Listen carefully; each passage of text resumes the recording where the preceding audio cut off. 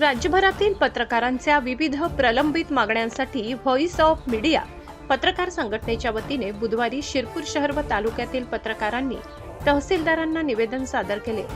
सदर निवेदन नायब तहसीलदार पंकज मगर यांनी स्वीकारले।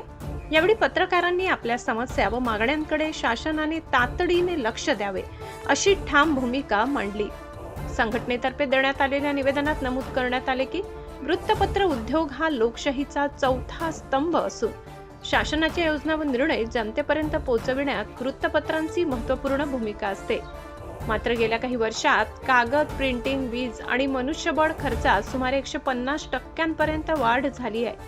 याउलट शासनाच्या जाहिरात दरात वाढ न झाल्याने लघु व मध्यम वृत्तपत्रांचे अस्तित्व धोक्यात आले आहे। यामुळे सर्व वृत्तपत्रांसाठी किमान 150% दरवाढ तातडीने मंजूर करावी अशी प्रमुख मागणी करण्यात आली। तसेच ई टेंडर जाहिराती पूर्ण स्वरूपात प्रसिद्ध करणे, जाहिरातींचा किमान आकार निश्चित करणे आणि जाहिरातींची देयके 30 दिवसांच्या आत अदा करणे या मागण्यांचाही समावेश आहे। पत्रकारांना अधिस्वीकृती पेन्शन सारखा सुविधा सुलभ कराव्यात अशी ही मागणी करण्यात आली।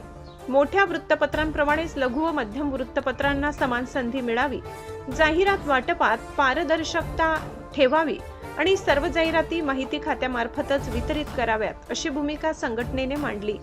शासनाने या सर्व मागण्यांकडे गांभीर्याने लक्ष देऊन तातडीने सकारात्मक निर्णय घ्यावा, अन्यथा राज्यभर आंदोलन तीव्र करण्याचा इशारा संघटनेने दिला आहे। यावेळी तालुका व्हॉइस ऑफ मीडिया पत्रकार संघटनेचे पदाधिकारी व पत्रकार उपस्थित होते।